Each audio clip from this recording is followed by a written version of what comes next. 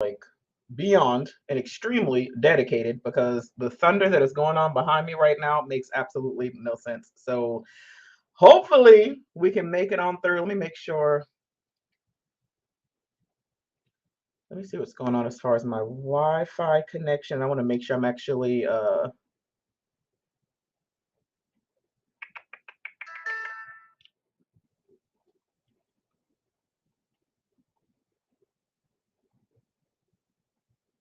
I want to make sure that I'm actually connected to my other device as well to the actual router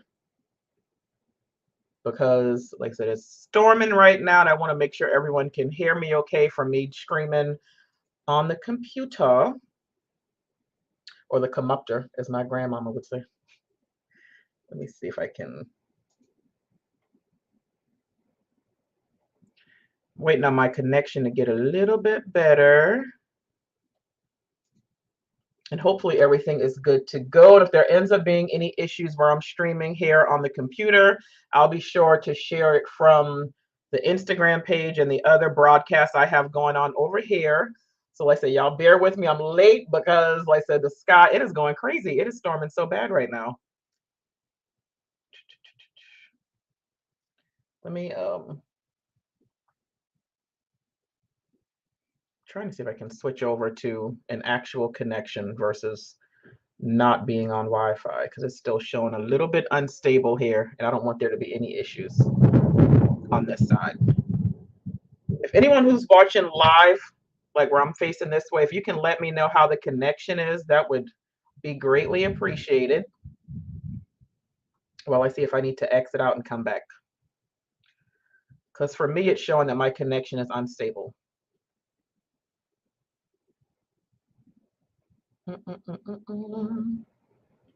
Okay, so you're saying, I know Instagram is not that bad. Okay, so it seems to be doing okay. And of course, someone can, like I said, just comment or shoot me a message to let me know. You can hear and see me. Someone said the connection is fine, just blurry. Well, that's no fun, but I guess as long as you can hear me, that's all that matters. So I'm going to go ahead on and hopefully everything will be good to go. Like I said, I know for a fact, New Thing Life Coaching right now on Instagram, I am live streaming there. So, and I have that connected a different way. So if you have any problems for those who are watching on the page, the group, or YouTube, just go over to Instagram and everything should be better. But I'm going to go ahead and get started and prayerfully everything is good. All right. Maybe the storm will just kind of stop right in the middle. I'm in Charleston, South Carolina. It's a little bit crazy. But of course, hello, all of my lovely ladies. I hope you all are doing well. You know, I like to call y'all my butterflies. I always say that we are in some type of transformation progress, of course, right? Or process, should I say. For those who do not know, I know I've had a lot of new people who actually came to the SAS tribe over like the past 2 weeks. And even a few more followers on Instagram. But of course, I am Coach V. For those who do not know, I am the New Love Strategist. I am a certified life, dating, and relationship coach, along with an online dating consultant with New Thing Life Coaching, primarily. And as you can also see, based on the title here, I work a lot with Black women. I've been shifting a little bit. So I help Black women when it comes to renewing their hearts in order to win at Kingdom Love. I do this via one-on-one coaching, my 12-week intensive, a monthly membership program, the whole nine. You can learn more at newthinglifecoaching.com. Just very quickly, new news. I've been talking about 2022 being all about the We Will Win movement. Of course, those of you who are in the monthly membership program, New Love Language, or even New Heart Academy, y'all already know that y'all are a part of that. For the New Love Language community, N2L, the upcoming course for September is going to be Help Me Attract an MVP. I'm always talking about the most valuable potentials. I hear women talking about the kind of men that they are attracting and dating today. So those who are actually a part of that monthly membership, that course unlocks on September 1, 2, 3, 4, 5, the 5th, because a new course unlocks every the first Monday of every month. So that is going to be an amazing course to just kind of help you attract the person that fits your vision, the guy who's actually your match, the kind of man you would actually want to be with, right? And of course, you get a wonderful customized drawstring bag. Coming up, I've been talking about U2. It's going to be that 2-day workshop next week. It's going to be, like I said, 2 days. It is really going to help you if you are dealing with any type of abandonment issues. I'm going to be doing this over a period of about maybe 6 hours. So it is a lot of information. You're going to learn what fear of abandonment really is. You're going to get those implementable tools that are going to help you permanently renew your mind, and you'll then be able to reemerge as an unabandoned woman equipped for healthy, mutually beneficial relationships. All right. Because I see abandonment issues that are preventing a lot of women from dating successfully. And it's something, of course, I can relate to. Y'all know I, tell my stories all the time. And God made it clear that this was something that had to happen, and it was something that I needed to teach. So you can learn more about that and even enroll at newthinglifecoaching.com/YouTube. And then you will be good to go as far as that. Okay. I hope you all caught the Freedom Reigns podcast earlier this week, where I was talking even a little bit of abandonment issues, truth be told. But I was talking about how I see a lot of times women are allowing their mothers to actually keep them from winning at love. I really went deep as far as that, even with one of my favorite stories from the Bible, but you can catch that at the podcast as well. But it's Friday. And of course, if it's Friday, that means it's time for a training video, right? And I do want to chat a little bit, right? So, as a dating coach, and working with ladies one on one, sometimes even just a random question that I might get an email and inbox conversations, whatever, I've realized that a lot of you are struggling in the dating waters. And I know that there are certain things that can affect our spirit, right? I always talk about humanity, right? And of course, our humanity is what determines how we show up. It determines what we give off. It has a lot of things to do with who we are as women in general. And what I've seen furthermore is that a lot of times women who are far removed physically from an ex, they are still mentally and emotionally still a little bit connected. And when I realize that, I always say, like, your bed isn't empty. And I say that because, a lot of times women are like, oh, I'm ready to settle down and get married. I'm tired of going to bed alone. I'm like, but your bed really isn't empty. Because a lot of times we have an ex or somebody from our past that is still in our head, still in our hearts, and we are literally carrying this person around with us all the time. So I've talked about this, a lot here lately, but I knew that God was specifically calling me to help Black women. And it's interesting seeing as how there's a lot of pain from the past that I realize is getting in the way when it comes to Black women, winning at love, when it comes to them, just getting married, so many different things. And I realize that a lot of this pain is tied to exes. And I'm going to touch on exes tonight, but I'm also going to just kind of talk about, like, because sometimes you got to go a little bit further. It's not always just the ex. Sometimes it's more reasons than that on why we are struggling a little bit to get ahead. Okay. I've always shared a lot of my stories. Y'all know I'm an open book. I have no problems doing that. If you read Debunking the Fairy Tale of Boaz, you got a whole lot of my information. Some stuff you probably don't really want to know about. And of course, especially those who do one-on-one coaching with me, y'all know I am all about being relatable and transparent. I don't hold anything back. Okay. Your girl wasn't always saved, and she daggone sure was not always delivered. So I have a whole lot of things. But specifically, I've spoken about, like this one guy that I dealt with in college. And again, for those who were even, especially in the Sash tribe, and I think I did even put it on Instagram as well, but talking about like my boyfriend from like 20 years ago, the one whose house I had even, or, I showed up to like the funeral, and that was just like a whole big mess. It was a lot that I went through. And I can be honest and tell you, truth be told, I'll say even after that funeral, that was not even the end of me still dealing with that guy. There was actually, it still went on a little bit longer, but that was the guy who I always say, like, he did me in the most. Like, I went through a lot with him. I was doing the whole, and again, mind you, I don't think I was 20 yet, not even 20 yet. Like I said, I was in college. And this was the guy who, like I said, he had cheated. I found out that I was not even the main, I thought I was the only chick. I was not the main chick. I was actually one of the side chicks, apparently. His girlfriend knew all about us. And I remember at one point, I guess she was getting frustrated because me and him were getting a little bit too close. And she knew my number. So like sometimes if she didn't know where he was, or she didn't hear from him, she would even call my phone looking for him. I was like, okay, well, hey there, sister-in-law. Like, I didn't realize we were sharing a man. Like, what is going on here at the end of the day? But it was so many things that I went through with him. I really changed who I was. And actually, I can't even really say I changed who I was, but I really started trying to become like everything, that he would want me to be, and everything that, women, a lot of our, the older people in the families, that they tell us to become for the sake of a man. So I was doing a lot of things that I had never done before when it came to this relationship. The money that was spent, first of all, no woman ever told me that. That was just stupidity. But spending money, ordering his food, doing all of these different things, just, I mean, just sex. I really lost a little bit of everything when it came to this man. And going through all of that, and for the way that he treated me, like I really got nothing in return. The sex was not good. Okay, if I can just completely be honest, as far as all of that was concerned, it was really just a whole hot mess.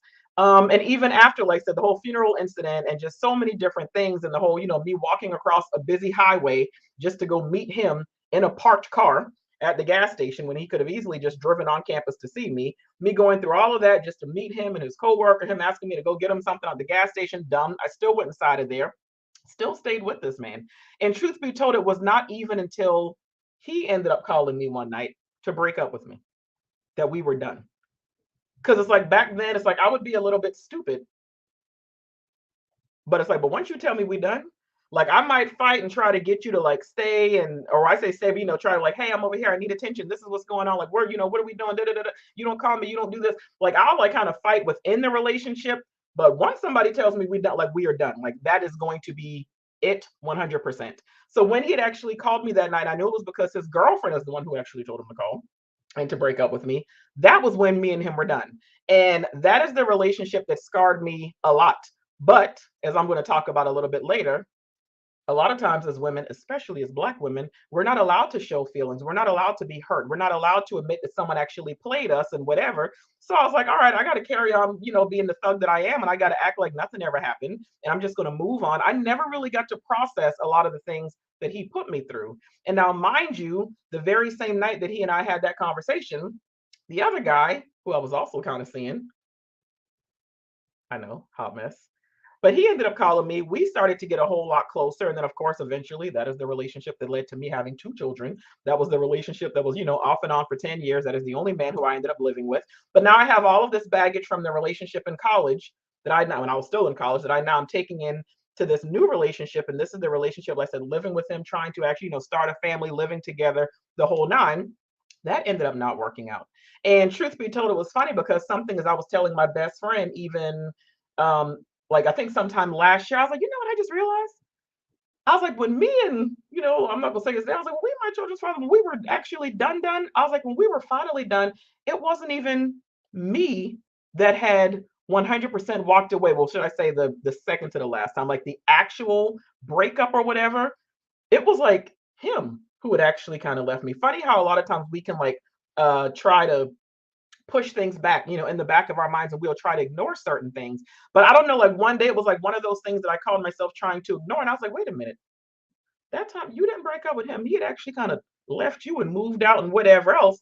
And again, there were some things that we were going through in that relationship, and I was taking a lot of stuff from my ex into that one, and it caused a lot of problems. Now, of course, eventually, we found ourselves reconnecting and talking about, reconciling and getting back together and all of that other good stuff. Never really like officially together, but that time around, I was the one who was like, okay, I'm done. I'm leaving here.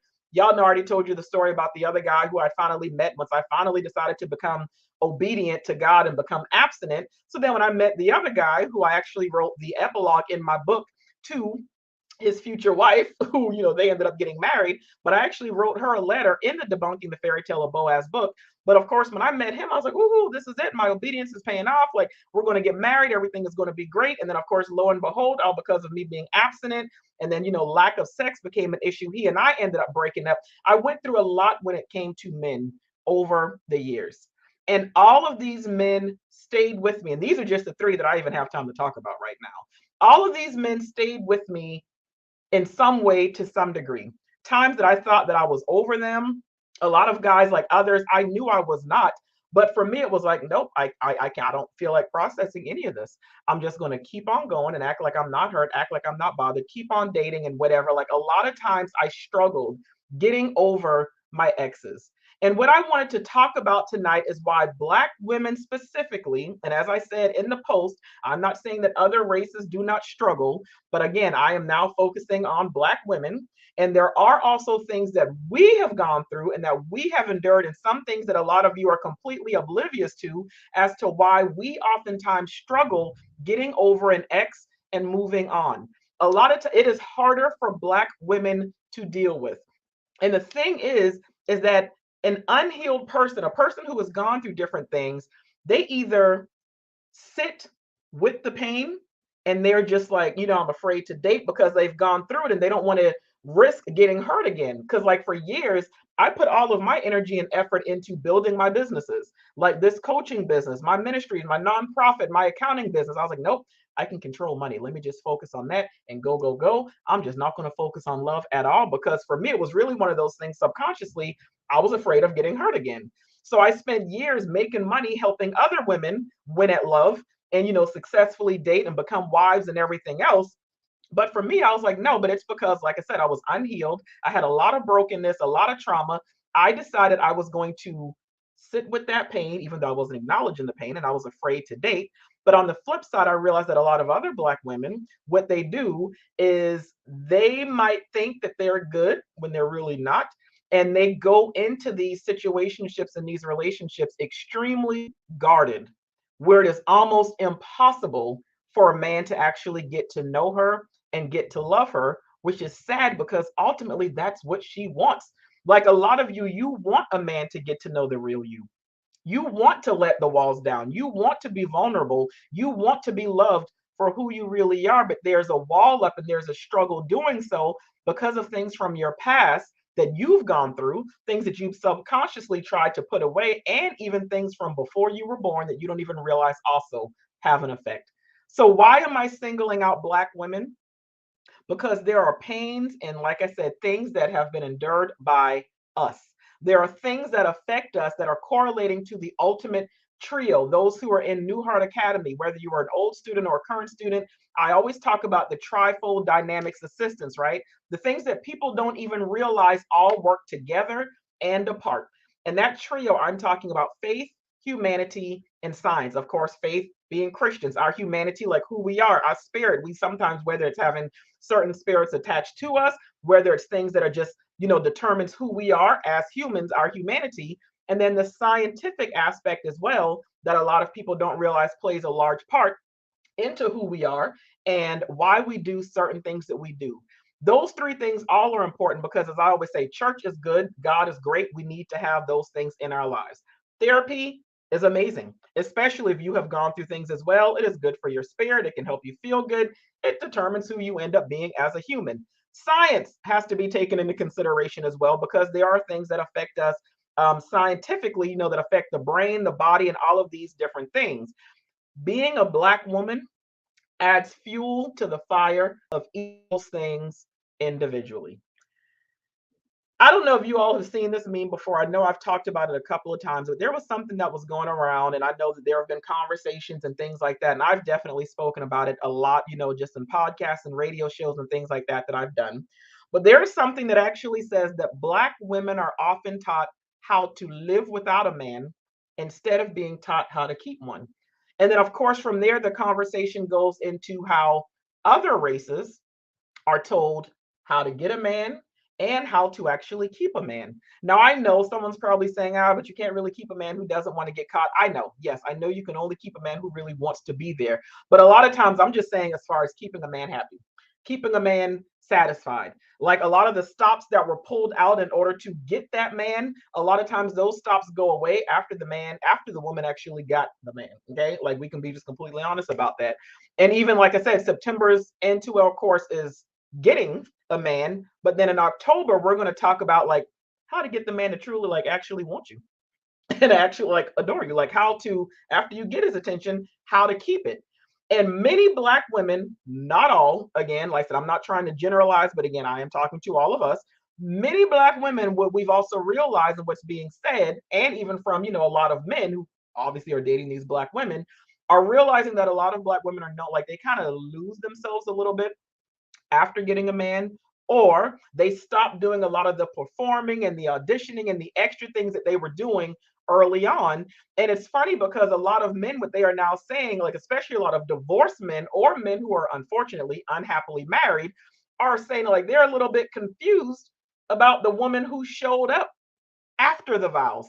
It was like, okay, she was not like this before when we first met. Like she was this and she was that and she did this and the way she took care of herself or whatever, and the way that she treated me and she was so nice and she was sweet and everything was about me. But it's like a lot of these men are realizing, okay, it's like, okay, but then after I actually married her, then it's like, I don't know who this woman is. And there's so many things I can say about all of that. But what I do want to hop to right now is I want to talk about broken home syndrome. Broken home syndrome is a real thing. And it is something that 67% of us actually come from a broken home. And an absent father, an absent parent, and again, it's typically the father, is something that also studies are showing an absent parent that, especially at a young age, it leads to fear of abandonment. And since it's typically the moms who end up raising us, it also leads to the daddy issues, or should I say the father wounds, because they're open, because a lot of you are failing to actually deal with them and trying to act like that pain from your dad is not there, but it's there. And then, of course, there's also mama trauma. So I talked about that in the podcast. I've talked about that a couple of times. These are all things that I legit have to help my clients with because these are real life issues. Like scientifically and clinically, we see how these things are affecting the brain and the body.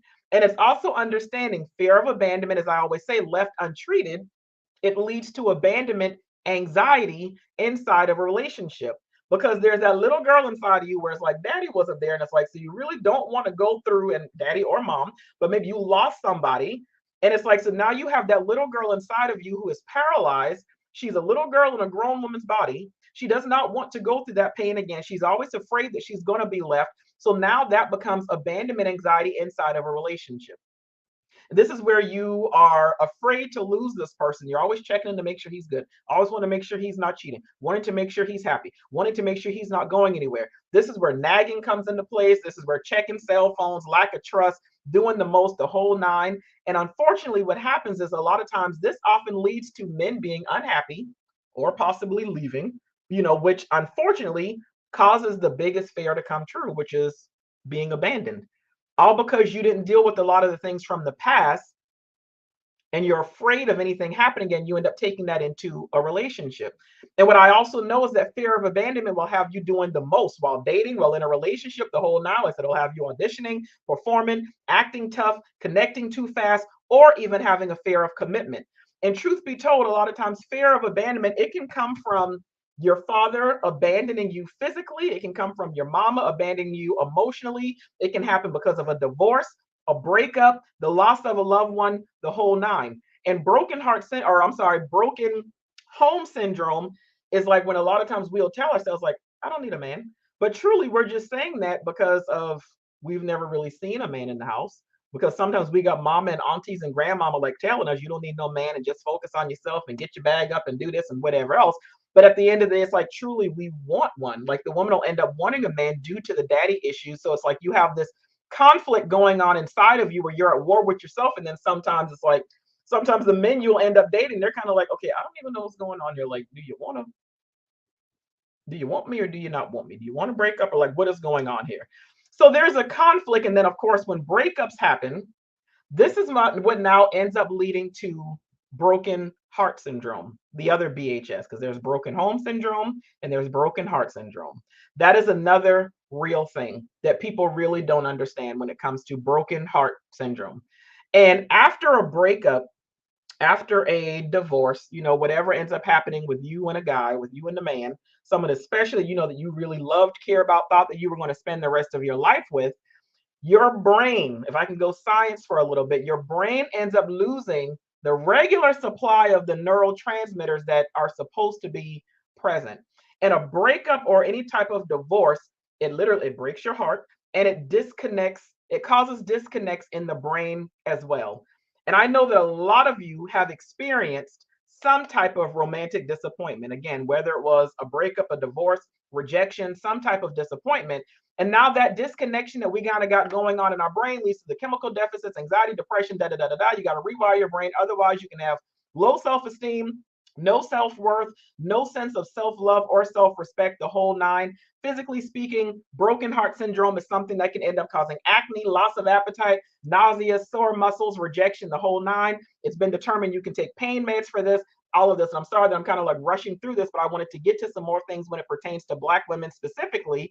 But it is interesting because there were studies that were done that were even showing how a breakup or like a divorce, romantic rejection, disappointment actually cause the areas of the brain that are associated with physical pain to be activated. Like the MRI scans actually show that those areas of the brain were lit up. There was another study that was even done about a decade ago that showed that even missing the person that you are in love with, whether y'all are together or not, but especially for those who went through a breakup or something like that, even missing and thinking about that person, it lit up the same parts of the brain as a cocaine user who was actually waiting on their next line. So what we're seeing now is that love is addictive, but then breaking up is going through a withdrawal. We have withdrawals that, of course, are going to impact your ability to think, focus, and function. And this is now a woman who is dealing with all of this, but trying to raise kids, trying to go to work, trying to run businesses. And again, a lot of times, if you're trying to push that pain away and act like nothing ever happened, these are the same women who are now going on trying to date, trying to move on. And it's not really working out very well. She's getting a little bit frustrated, not even realizing that you got a lot of this pain from the past that left untreated. It is causing all of these other signs and symptoms that is now interfering with your dating life, also causing you to date, entertain, and attract certain kind of men. You're frustrated trying to figure out what is going on with the dating pool? Why do I only attract these kind of men? Why do men eventually leave once we get to stage so and so? How come I can never make it to stage so and so? Not even realizing how it's a lot of things that you have left untreated that are the reasons why you're not getting where you want to be.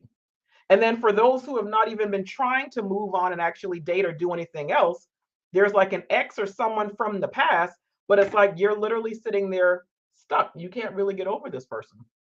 And what is going on at the end of the day, you have a lot of these intrusive thoughts that are keeping you stuck. You're trying to move on, you're trying to focus, you're trying to act like you don't care, but you're not really dealing with what's really going on at the end of the day. This is why I always talk about rewiring your brain, because if you don't, the thoughts will continue to interrupt. You're going to have open wounds. You're going to, just continue to reactivate all of this emotional pain. And all of these things are triggering symptoms that you don't even realize are coming up in your day to day life of dealing with your kids, going to work, trying to date, trying to interact with other people. This is how a lot of women end up being stuck for a long time, struggling to try to heal and move on from someone who is not even in their life anymore. This is a lot of times how you can find yourself single and find yourself sabotaging a lot of these potential relationships because your brain has not been rewired. A lot of times, this is how you can find yourself repeating the same cycles that have kept you bound. And what people don't realize, there is now something that's also called hysterical bonding, where it's like a woman will find herself wanting to go back to and get back with the same man who actually cheated on her, broke up with her, hurt her, the whole nine. But what adds to all of that, and I know I just said a whole lot, but I think what makes it even worse and what gets a little bit scarier is now we have things that Black women, like all because of us being Black, it's now things that gets added on top of that. Black women, 1 out of 5 Black women will end up getting divorced. Black women have the lowest marriage rate out of everybody else. 42% of marriages that are, Black marriages where there's a Black man and a Black woman end in divorce. And I can continue to go like so deep, even as far as history and trauma and everything else that shows why there is this power struggle. And I'm sorry, but yes, especially when it comes to Black women. And I've talked about the whole tug method, how a lot of times we fail to just call a truce. We fail to try to, be understanding, and we fail to offer any type of grace. And a lot of times as women, because of things that I'm going to get into, it's why we end up struggling so badly, and more than any other race, sex, whatever, any other group.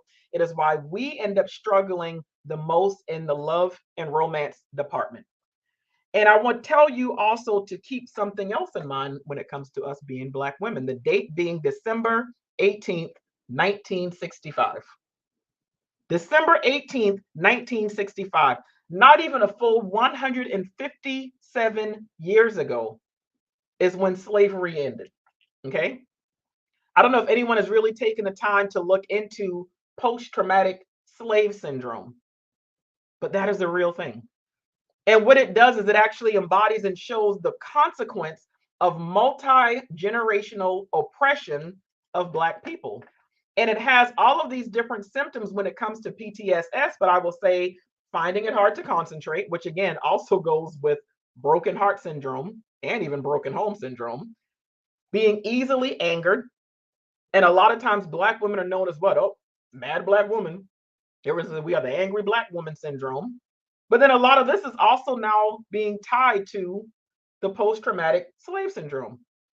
And another thing is appearing to be emotionally numb, which is also being like vacant esteem, which includes feelings of hopelessness, depression, and a general self-destructive outlook. And again, I said appearing because sometimes we'll appear to be numb or appear to be whatever, but sometimes we're not really good with either facing how we truly feel or because we're numb to what it is that we really are feeling. And again, this all leads to an internal conflict. Black women, everything I've just mentioned, we do what? We end up taking these issues into relationships. And then if you have a black woman who gets cheated on, one who is divorced, one who is betrayed, simply left, whatever, she now has all the other stressors and pains of life, and she is now left dealing with heartbreak, which, as I said, broken heart syndrome causes troubles on its own. So now with all of that, why do black women struggle moving on after an ex? Because there is so much untreated trauma that she has not taken the time to deal with. It's so many things that a lot of you can't fully move on because again, scientifically, the brain hasn't even processed it. You don't even realize that there are certain things going on in your brain, but again, you're trying to act like you're good. And a lot of times the whole easily angered because of post-traumatic slave syndrome, and then of course the whole, mad black women, or why are black women so angry? Anger is a safe emotion for us. And I'll say us, I'll include myself because this is something I used to deal with. Thankfully, I finally worked through that. Kudos to me. But anger really is what's known as a fake emotion. It's a false emotion that a lot of times we'll revert to. We kind of go that way because it covers up anytime there is fear, anytime there is hurt, or anytime there is sadness. Because a lot of times we don't want to be vulnerable. Black women struggle so much when it comes to vulnerability because of the facade, because of the defense mechanisms, because of the protective measures, the whole nine. And we already know, like, if we are like that as black women, we already know how men are with emotions, right? We know how black men can be with emotions. And now imagine a black woman, a black man, we know how bad they got it as well, right? Now imagine a black man who was also struggling with vulnerability and who's dealing with a lot of the post-traumatic slave syndrome. And yes, men have daddy issues and mommy issues as well, and fear of abandonment and the whole nine. Imagine a black woman or a black man who is now dating a black woman. And a lot of times it's actually said that like men actually love first. Women, we just show it first. But now imagine, because again, we're a lot of times we carry ourselves like, okay, especially when you got abandonment, like you want someone to love you, you want someone to choose you. So you're going up there, you're dating, you're trying to be whatever. You got all this stuff from the past and the other people who hurt you, and especially those of us, single parents, deadbeat baby daddies, the whole nine. It's like, okay, somebody's gonna love me, someone's gonna love my kids, da da da da da. I'm gonna get a man to stay. And it's like we'll go and we'll put our best foot forward, and then we'll end up meeting a man. And it's like we kind of want him to be there, but it's almost like at the first sight of him not being, matching and lining up to the fantasy that we've already created in our heads, we kind of start now we're frustrated. I mean, why can't nothing ever just work out for me? How come I just can't get a man that actually does right? How come I can't get a man that's going to da da da da da? And before you know it, we're nagging and we're doing the most. And a lot of times, there are certain and again, I'm not saying that this is 100% of black women, but there is definitely a large part of a large number. I'm not even going to say majority. I'm not trying to whatever, but a large part of us, we end up not even realizing sometimes how we can end up, coming off in relationships. But imagine what that also does to a black man. So a lot of times it's like we want to be vulnerable. Men don't struggle with it as much as we think they do. Really, the issue is just black men. A lot of times they're just waiting to find someone that they can trust with their emotions. And truth be told, that is what we want at the same time. That is what we want at the end of the day. But again, when you have all of these different things that we don't even realize how they are affecting us, and then it's like eventually at some point, then we end up taking that into the relationship. Then the man is kind of like, whoa, what the heck is going on here? I was not expecting this. You were not like this in the beginning. And now here comes even more conflict. And then, of course, we end up saying, now I'm not making no excuses for any type of interracial dating. Make no mistakes at all. Okay. And then a lot of times when imagine someone who has like encountered that so much. Because it's funny how a lot of times, like a black man, might start dating someone of another race. I'm like, oh, black women are angry and da da da da da. And then we get angry at them for saying that. But then a lot of times I've realized that it's like a black woman, they end up seeing like a black woman with a black woman with a white man or somebody else. And it's like, yes, girl, I know that's right, honey. Get your man. I've seen a lot of black. I'm gonna stop dating me a white. Maybe I need to go outside my race. That's the problem. We got all of these conflicts going back and forth. And I know I just completely went off the deep end, but I'm or just kind of diverted and went to another area. But I'm just saying it's funny and it's interesting how we want to be vulnerable, but we struggle with that. But it's like if we're always going to be on 10 and rah rah, like that's also going to make it a little bit more difficult for the man to see us as being a safe space. And it's like at the end of the day, we all want the same thing. We all want to just love and be loved. We're all for Black love.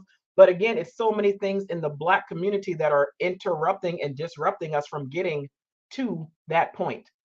And especially when brain rewiring has not happened after a Black woman has, like I said, going through something as far as the X is concerned. She has not taken the time to really process it all. She hasn't really taken the time to, understand like what all she truly went through, which if she hasn't processed, then obviously that means you haven't really healed from it. And it's why you're going to find yourself struggling. And again, like I said, some people not even realizing that they're struggling. Now, if we can be honest here, Black people, because we already know in the Black community, and a lot of times in the Black households, even in the friendships and whatever else, a lot of times we, for whatever reason, are told what? Oh, just move on. Pray about it. Yeah, he did this. Well, count your blessings, girl. At least you found out ahead of time. Or, some people, yeah, just get another man. Some people even say that, oh, the best way to get over a man is to get on top of another one. What? Ugh. And then some people, oh, well, that just means that God's getting the right man ready for you. So I'm sorry that that man hurt you. I'm sorry that he ghosted you. Sorry that he broke up. Sorry he called off the engagement. Sorry that y'all got a divorce. But that just means God's getting the right one ready. It's like we get told all of these things after a heartbreak, after a breakup, but we're never really taught and told how to truly heal and deal. We're never told how to deal with that pain. So a lot of times now there are struggles because if we've realized, and again, I'm not saying this for all moms, but a lot of times, mama might be a little bit shut off emotionally speaking. And and even going back to the whole post-traumatic slave syndrome, did y'all realize that I said it's not even a full 157 years since slavery ended? So when you think about it, we are not that far removed from slavery.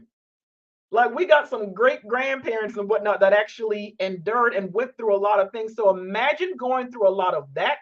And then those women who went through that are the women who ended up birthing the next set of women. And imagine, because again, look at us if we're stressed and whatever, we go through different things. Think about how if you're having a bad day at work, how you might come home and you're a little bit, frustrated. You might not be as loving with your kids. Imagine going through slavery and then having children.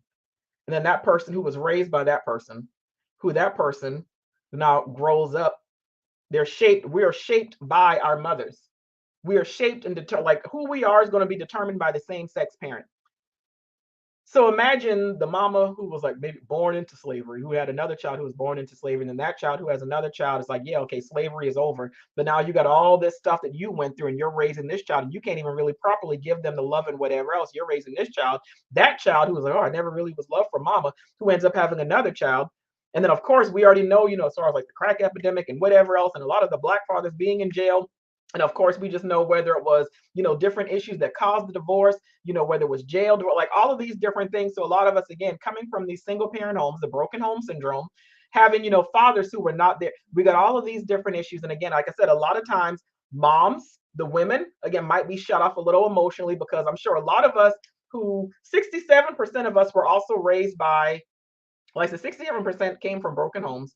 And then even of that 67%, take all of those people, 67% they were raised by a mom.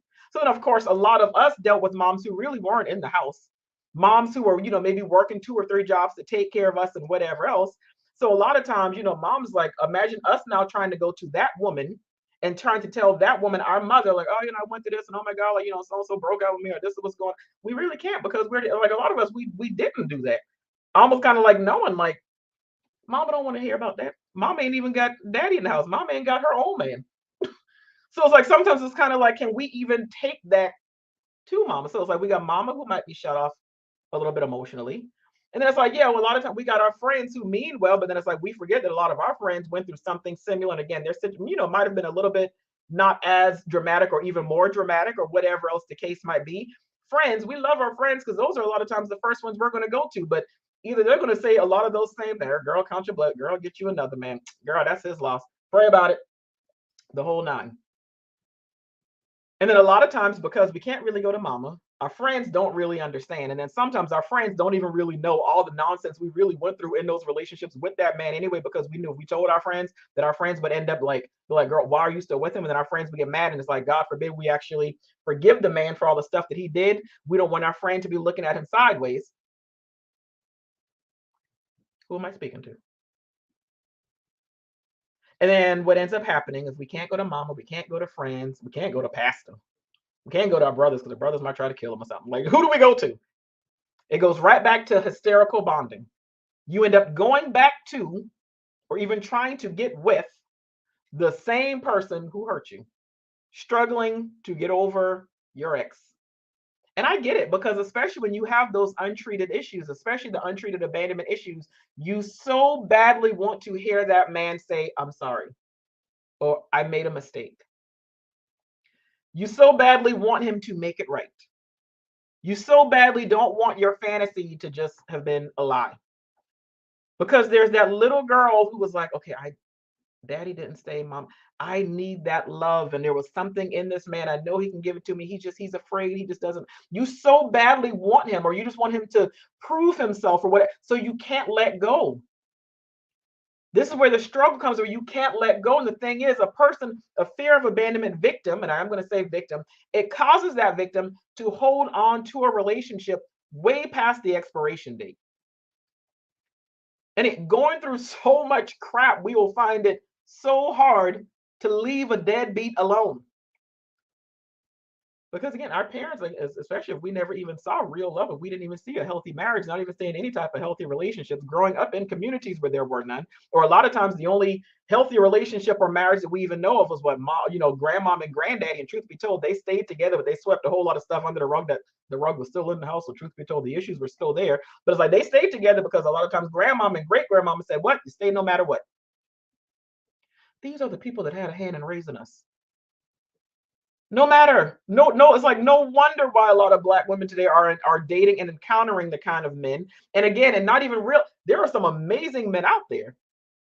So the thing is, a lot of times when we fail to deal with and heal from certain things, we don't even realize, again, our humanity, our spirit, because of a lot of our brokenness, we end up attracting a certain kind of man. So when I hear women say it's like, oh, all men today are just inconsistent. No, ma'am. That just means there's something inside of you that just keeps attracting inconsistent men. And once you realize that they're inconsistent, you keep allowing that inconsistent man to have access to you. That is a you problem. That ain't a him problem. That's not a man today problem. That's a you issue. Men today don't want to commit. No, that means you keep on dealing with men that don't want to commit. That's a you problem. And if you keep on encountering and dealing with men who don't want to commit,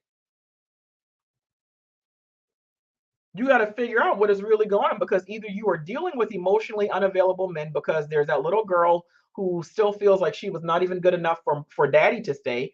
And it's like, okay, if I can get this man to change, that really goes to show I'm worth it. That really goes to show that I'm now validated and whatever else, and I am special, regardless of what daddy directly or indirectly told me. So if I can get this man to stay. And a lot of times, like I said, we have all of this crap that we'll just put up with because of all these different things that are all tied to, like I said, it literally does all go back. It goes back into slavery, not even trying to get deep as far as history stuff, but it does. That is things that they went through, and it's like things that it all just kind of gets passed on. I love that we are now finally in, an era of self-help and talking about healing and mental health and mental health awareness and stuff like that. But it's like we got to make sure it's not just a fad, and make sure we are healing for real. Not going to therapy just so we can post and talk about how we're in therapy, but making sure you're really going to therapy and doing the work. That whole some people like being broken because it gets them attention. Making sure that you're taking out, saying, hey, there are some things that I got to break. There are some generational curses that I am serious about breaking. Because like you literally have the power. Like, I mean, Jesus even said, like, all power and authority was given to me, but I'm also giving you the power, like what you bind and look. Like, we literally have the power to break all of these chains. We got the power literally to like bind every single generational curse. But I don't know why a lot of us are just like not accessing that power and stepping into it. But I'm not about to start preaching and going in a different direction with that. I just want to see a lot of you who have all of these things from the past really healing for real, so that you can get over an ex, so you can heal from your father, so you will stop staying in these relationships way too long. Because at the end of the day, continuously like going through that, there is a disruption to the attachment system that we actually have. And a lot of Black women, and especially with all the things that I've been mentioning with post-traumatic slave syndrome and broken heart syndrome and broken home syndrome, and fear of abandonment, daddy issues, rejection sensitivity, mama trauma, the whole nine, a large part of you also have an anxious attachment style, where it's like even in a, like you just like everything kind of becomes about your part. Like it's just like I can't even, I don't have time to go in that. But a lot of women who are in this category, a lot of Black women have an anxious attachment style, and it shows up in your dating life, and it's going to make dating a little bit difficult. They also suffer from self-love deficit disorder, which also leads to codependent relationships. So it's like, I don't need a man, but it's like, truth be told, like you're really holding on to somebody because it's something that you need from them, but it's like really somebody you don't even need to deal with. A lot of those women who are also like addicted to trauma, and like I said, and that is it's like addicted really to trauma and drama, is what studies are showing as well. Because it's like, again, that brain, it's used to dealing with the highs and lows and everything else. And sometimes again, going back to an ex. And it's actually being compared literally to how a soldier or somebody in the military can literally come out of a war zone. They can come out of combat, but then it's like as soon as they hear of another opportunity, it's like they end up requesting to go back into it. Because it's like the brain, it's like now you're already wired of that, all that goes with it. Trauma is a real thing, and drama really is addicting, and love is addicting, and breaking up, it's like some people really just, they have not rewired themselves and done something to their actual attachment system. And all of these things, like it can tie into, they do tie into why you will struggle moving on. Again, even if you know, and then some of you, it's not even that you and the ex, you keep going back to the ex. For some of you, it's just you know that you're never going back. You know you don't want him or whatever else, but you don't even realize, because of that pain and everything that you went through, and you have not forgiven him and you have not forgiven yourself. It is why you are now struggling when it comes to moving on. Some of you, again, you're only determined to like casually date, because if you're just casually dating, you don't have to worry about getting hurt. This is why some of you are casually dating. Truth be told, this is why some of you are so casually having sex, because like, oh, okay, there's something to do. Like, I know he's whatever, but because you have not dealt with all that pain. And it's also why some of you are just refusing to date at all. Nope, I'm going to wait. I'm going to sit right here until, unless God sent you, I don't want to talk to you. Until God actually taps me on the shoulder and says, this is it. Or I'm going to wait and I'm just going to sit and nope, I'm not dating. I'm just going to be focusing and walking on my purpose and getting my money up and taking care of my edges and drinking my water and getting my skin to be glowing and whatever else. And I'm not doing anything until God sends somebody. And I think that is a good attitude. But truth be told, a lot that's just like subconsciously, there's a fear that's there. And listen, and look, we got to be real. A lot of these things that really do get shared and posted, like they sound amazing, but it's not realistic. A lot of it is not. Like I see a lot of these things where, again, that is where the faith aspect of that ultimate trio and the trifold dynamic, the faith aspect is what's also keeping a lot of Black women single, because they're just sitting there like, I'm just gonna wait until I know what my God can do. I know that God has it, but nope, I'm gonna wait until God taps me on my shoulder. And I saw this one girl, and she was telling her story about how it happened. So a lot of you are just like, nope, I'm gonna sit here and not do anything. I'm not saying that you have to be out there dating. I'm not saying you have to be on a dating site, nothing like that. But a lot of it is still a lot of this whole waiting on God. It really is just deep-rooted fear, and it's tied to a lot of the what. Nope, I'm not getting hurt again. Again, because some of you are so paralyzed by the fear and hurt of an ex, or in my case, it was many exes. Like I said, I only had time to tell y'all about 3 of them, but there was more than that. And like I said, and that is why for years I just, no, I'm just gonna kind of, and I wasn't even really saying that I was waiting on God, but I was just like, no, I'm not focused on it. If it happens, it happens, cool. But I don't really care if I'm okay. And I would always say the same thing. If I ever was, told that I had to choose out of, love and success or so, I was like, I would just end up choosing. I'll choose money, because like I said, I'm a control freak. And my emotional driver is control and security. So I'm like, I can always make more money.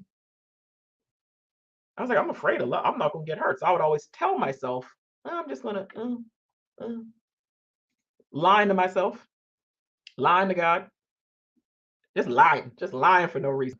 Untreated trauma is dangerous. It is beyond dangerous. Beyond dangerous. And a lot of people, again, I know that that is a word that is like we hear all the times, trauma, trauma, trauma, and some, oh, a lot of these things aren't really trauma. Listen, trauma is a deeply disturbing or upsetting situation that was unexpected. Something that happened to you that has affected you and you were not expecting it to happen, and it has affected you greatly. Like I said, it was disturbing, it was distressing, it was depressing, anything. Fear of abandonment is trauma. Literally, it shows how a child who ends up dealing with a parent who, again, leaves out the house, divorced, jail, dead, whatever. It is showing how that trauma literally it retards the brain. It can stop certain parts of the brain from growing. That is why we have a whole lot of kids who are in grown people's bodies walking around today. We'll be like, oh my gosh, she's so childish, he's so child. It's because they literally are, they're acting from the place of a child. There are certain parts of the brain that did not grow up. Like scientifically, you literally, like for those who are in New Heart Academy, that was what class 3 we just had to go through, rewiring the brain after trauma. But fear of abandonment, that is traumatic. But when you've been abandoned, daddy issues, that is traumatic. As women, the opposite sex parent, that is who is going to shape and determine the kind of romantic relationships that we are in. Our fathers are the ones who are supposed to show us what love is, how to be loved properly. So a father who was not even in the household, or a father who was abusive or drunk or just not there, so we don't know what love looks like. And that's why it's like, again, depending on who your father, like I said, for me, if I called my daddy, he came.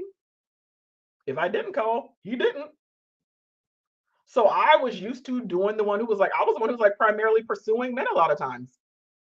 And as long as they answered, I felt like they loved me. As long as they gave me whatever it was I was asking for, I felt like they loved me. But that was all trauma.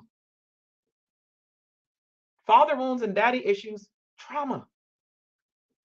A divorce, that's trauma.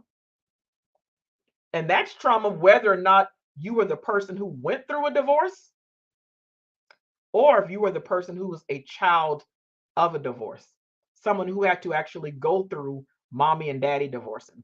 Trauma. Breakups, trauma. I feel like sometimes people can be a little insensitive when it comes to someone being ghosted. But unless you have actually been ghosted and really ghosted by someone that you were really feeling and you thought it was going to go somewhere, and especially someone who things were great, and then all of a sudden, out of nowhere, like the guy just literally stops calling, stops texting, like, and literally goes ghost. Like, it's one thing. I was like, oh, okay, like 1 day or 2 days or something like that. Like, okay, whatever. But being ghosted by someone, and I know people who were literally ghosted, like in the middle of a relationship. They're like, I don't know what happened to my boyfriend. I don't know what happened to my trauma, slavery, was it PTSS, post traumatic, which comes from the word trauma, trauma. Everything is about black people, and church and Christians and just pray about it and whatever else. Church hurt is trauma. So imagine a lot of these things that we primarily and more than any other race have gone through, have endured. And the crazy part is that a lot of you, and those were just some examples I just felt like giving, a lot of you are right there checking off the box to like every single thing that I just said being trauma. A lot of you right now are just like, yeah, I can relate to all of it. That's a whole lot of trauma. That's a, and I see that a lot of you need to stop praying for a man, and you need to just start by asking God to heal your heart. You got to start there. And like I said, it's time to heal, like for real. We got to heal for real. Like, you can't break free from the past until you determine what from the past has you believing what you believe and feeling what you feel. A lot of us don't take the time to just really get real about how we feel and what's going on in our heads and our hearts and our minds. but then out here trying to date.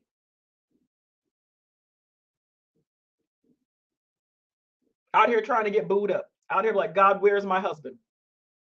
And listen, a lot of you are not even going to bed alone and empty, like your bed's not even empty now. It's like you already got somebody in your bed, someone who you haven't even gotten over yet.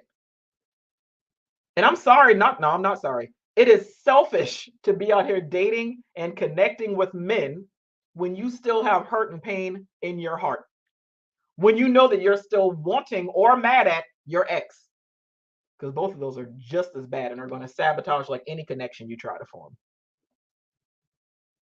I'm happy to work with a lot of you next week when we do the whole YouTube, when we do the abandonment workshop, the unabandoned workshop. Because these are 6 hours that I know it's going to just help you be free from any type of abandonment issues. And again, a lot of trauma that we get to 6 hours. It's time to heal for real from a lot of this stuff. But you got to first off admit that you're hurt. You got to acknowledge it. I know Black women, we're bosses and we tough and we don't. And a lot of us, we were never even allowed to really show emotions, or we didn't have anyone to show our emotions to, or we just felt like no one really cared, or maybe we were embarrassed and we didn't know who was really going to receive it. So a lot of times we're very guarded and we act like everything is okay and we know how to just push right on through, because a lot of us have high functioning anxiety and high functioning depression. And again, a lot of stuff because of what daddy did and mama did and everything else that I was naming in this video. So we just kind of go on through life like we're cool and we're okay. Every so often, we have those little mental breaks where we just completely lose our ever-loving, cotton-picking, no offense to slavery, but our cotton-picking minds, we just literally break and have those moments where we can't take it anymore. But then it's like, all right, that was enough. I got to get back to life. I got kids to raise. I got a job to run. I got a business to run. I got stuff to do. I can't sit here. Hell, I did that after my mama died. I didn't even allow myself to process my mother's death. And what I will tell you is any type of pain and any type of grief, it will catch up with you. It will catch up with you. Like I said, my mama died in November 2015. I did not even start grieving until a year ago. Funny, it was really like about a year ago today. I just started dealing with my mother's death August of 2021. But I was like, no, I'm not hurt. Nope. Because then, of course, if you admit that you're hurt and acknowledge it, you have to admit that someone hurt you. And then, of course, that makes us angry. We don't want to deal with that. So it's like, nope. You got to realize that you're hurt. You got to realize that you're broken and in need of some mending. When I always talk about the 4 R's of healing, realize that is the first R that I have to give. Like I had to do it myself. And it's something that I give my clients when it's time to go through the whole inner healing process. You got to stop pretending that whatever you went through didn't hurt. Stop pretending that you're not upset about your mom and dad not being together. Stop pretending like you're not hurt about your daddy not really coming through for you. Stop pretending that you're really not hurt about the guy who ghosted you, the guy who didn't pick you. Stop acting like you're not still hurt about the divorce, because that, like outside of death, divorce, and I've never gone through it, but it's something that I've studied greatly because a lot of my clients have gone through it. That is like one of the second most painful things. Number 3 is actually like a business that ends up like failing, like a person who just like went and invested in whatever to try to start a business, and then they had to like shut the doors on a business. That's number 3. Those are the top 3. You got to stop pretending like things didn't hurt. But especially when it comes to a breakup and an ex, and since I'm talking about that, you got to stop it. Oh, I wanted it to be done anyway. No, I don't really care. Well, I knew he really wasn't for me. It's okay to admit, okay, hey, wow, that guy really cheated on me. Oh, wow, like that guy really, he left me. Oh, that, that he actually did break up with me. It's okay to admit that, because if you don't admit it, you're gonna be stuck with it. It's right there with you. Stop acting like you don't care. Face the pain and cry if you need to. Again, this is the humanity aspect. Your spirit is disturbed. So acknowledge it. You got to acknowledge it. Too many of you are trying to act like you're okay, and it's why you're not. So once you can't even heal until you, because otherwise you can't heal from something if you don't acknowledge that something was broken or hurting or painful. So then you can actually get to the steps of healing. Whatever that's going to look like for you. Listen, I do inner healing coaching. I know, there's therapists. You got to go through whatever. You have to literally rewire your brain and go through that process. This is where the science aspect comes in. Because a lot of the brain, you don't even realize like why your thought process is the way that your thought process is. I could be like super nerdy and go into the whole the brain stuff if I really felt like it, but I don't. And I got to cook dinner and get my daughter from work in a little bit. You got to forgive, and you need to forgive literally whoever hurt you, and you got to forgive yourself. I remember last year, like back in August, and when I found myself, just kind of wanting to, I did like a whole day of prayer and whatever else, and just thinking about stuff, and I just really allowed God to show me, um, people that I needed to forgive. Because sometimes like, oh no, I'm not mad at her. Like I forgive. Oh no, it's cool. Like I mean, hey, we ain't friends no more. If me and him ain't no longer together, I mean, no, I'm not mad at my dad. It is, but we were just like I said, we'll tell ourselves that we're okay. Again, going back to realize. But I had to really sit there, and it's like God would not let me move on, and He was really showing me, no, you have not forgiven everyone. Yes, I have, God. I don't mind. I'll go back and forth with God. And I'm like, I'm good, God. And God was showing me, nope. And when I really thought about it, I was like, okay, I need to forgive my mother because I was still mad at her for dying. I truly needed to forgive my father. I was saying that I did, but at that point, it's like I did, but I forgave him in word, but not action. He was showing me a best friend, a friendship that had actually ended some years ago that I needed to forgive her. I needed to forgive all the men, from the past that I was mad that they didn't pick me, that they didn't, change and actually get right for me or whatever. They didn't do the things that I wanted them to do. But then it's like, but then you turn around, it's like, and then before you know, like, then you married the next girl within like 2 years. I had to forgive all of them. But I also had to forgive myself for the times that I was stupid, stubborn, selfish, the times that I only saw what I wanted to see, the times that I didn't leave once I saw what I needed to see. I had to forgive myself of all of that. And a lot of you, again, it's like, yeah, it's like you've acknowledged that you're hurt, you've acknowledged that you went through some things, you've acknowledged the pain and whatever else. And then some of you is like, okay, like, yeah, okay, like I'm in therapy and I'm trying to work through some things. And here's something that I always say. Therapy is good. You got to make sure that you are in the right type of therapy.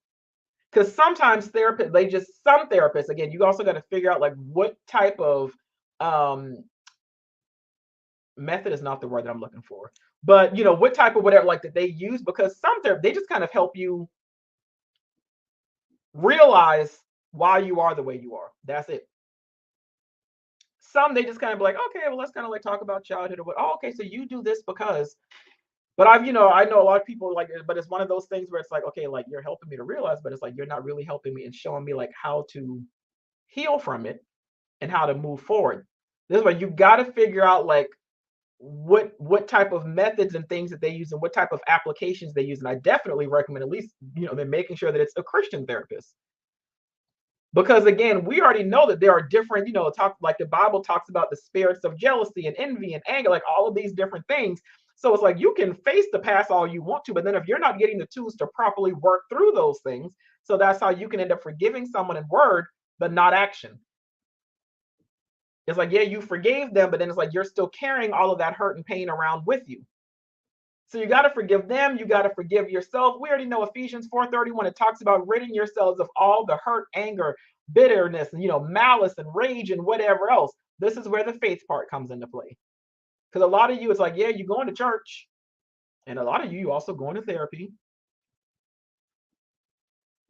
And it's like, yeah, you're even acknowledging some of the things that you went through, but you're stuck in the bitterness part because you truly haven't worked through forgiveness. Because at the end of the day, bitterness is just another word for unforgiveness. And you really got to work through that. And come on, we are Christians at the end of the day. We already know we got to draw near to God. It's time for us to like be saved for real. Like, because a lot of us, let's be real, and I'm sorry, but I see this a lot. A lot of times in the Black community, a lot of us are saved, but we're not delivered. Christian by title, and yet we know the word, and yet we have a whole lot of things that we stop doing and we no longer partake and participate in. We go to church every Sunday. We no longer use profanity, not having sex. We got our favorite, we make sure that we give God the glory and we spend time with him and his word and whatever else. But so much hatred and jealousy and bitterness and anger. So we got to make sure, like, this is when it's making sure that it's not just religion, but it's actual relationship. Because when you have a true relationship with God, when you are truly close with God, when you are truly intimate, intimate, that comes from the Latin word intimacy. Like when you are truly allowing God to see into you and you are also looking into God's, you have no choice but to transform.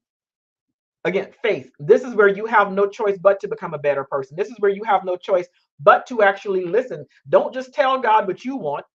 And of course, praising him is nice and worshiping, but you got to make sure you're also taking the time to allow God to speak to you and show you and reveal to you the parts of you that need changing, and making sure that you are listening to him show you the parts of you that are hurt, and the things that you're acting out from this, and that you're doing this, and you decide, like, when's the last time you really evaluated your thoughts, your words, your actions? When's the last time you really paid attention to the way you treat people? And truth be told, a lot of us are really good with the words and actions.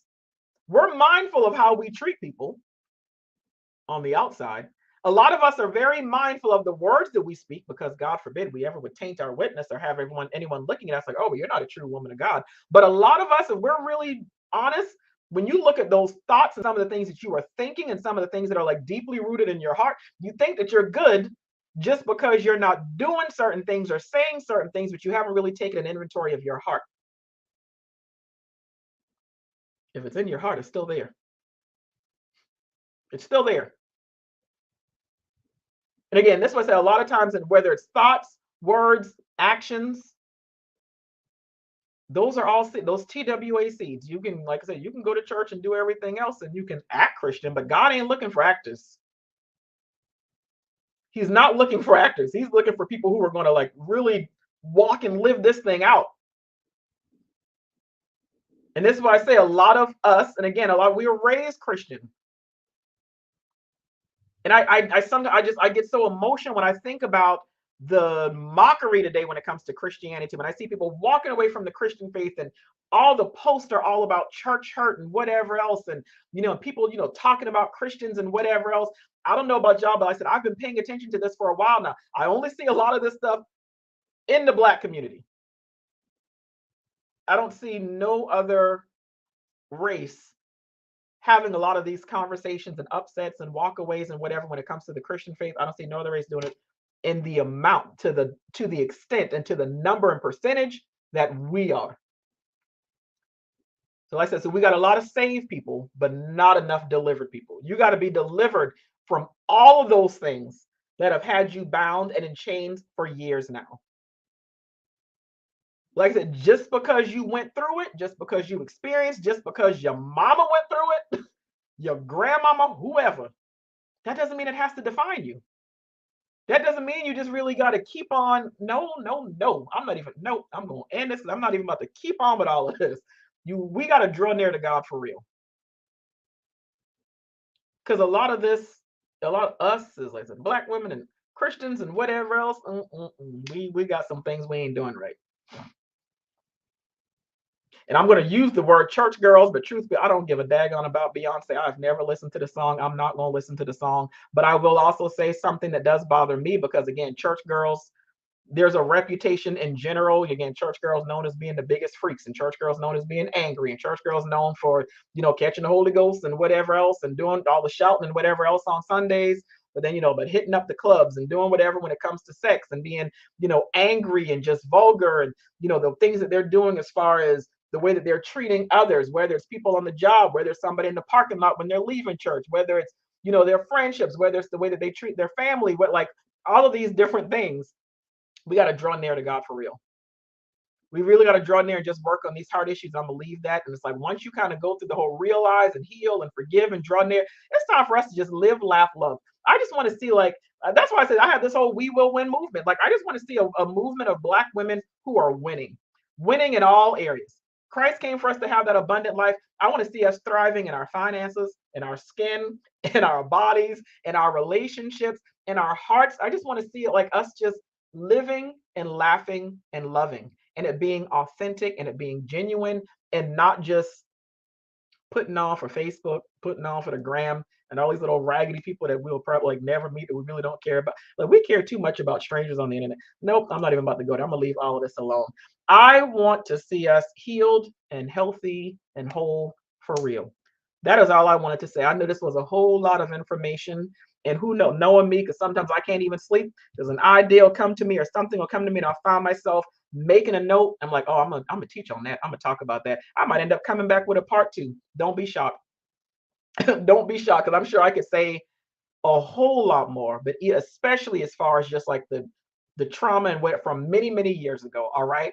But y'all already know I'm here. I'm Coach Free. I'm the New Love Strategist. I'm here to help you win. I'm here to help you heal. I'm all about helping Black women heal so that you can truly win at love, so that you can be free from all of that other foolishness. And once you deal with the heart issues, you will realize how you end up thriving at the job, thriving in your business, thriving in your finances, because all of these things matter as well, so that you can see yourself actually thriving in a happy, healthy, holy relationship. That is what I want to see for all of you. Let me know how I can help you, because I'm here. Again, newthinglifecoaching.com. The site will lead you to the podcast, Instagram, Twitter, the private group on Facebook, YouTube, the whole nine. If you're bold and you're saying, yep, I want to be free from a lot of the stuff from the past, come on into the Unabandoned Workshop. I only have a few spaces left because I capped that at 15 ladies next Thursday and Friday, 10 a.m. to 1 p.m. Eastern Standard Time, live. As long as you register, you do get access to the replay, so no worries there. All right. I want y'all to be blessed. I want you to do your work. I want you to be free once and for all, because we're not keeping all of this foolishness, and we're not taking it in to 2023 and going forward. We just ain't doing that no more. Okay. So I hope y'all all enjoy y'all's night. Let me go cook and actually be a mother for once. All right. But I'll talk to y'all later. Bye.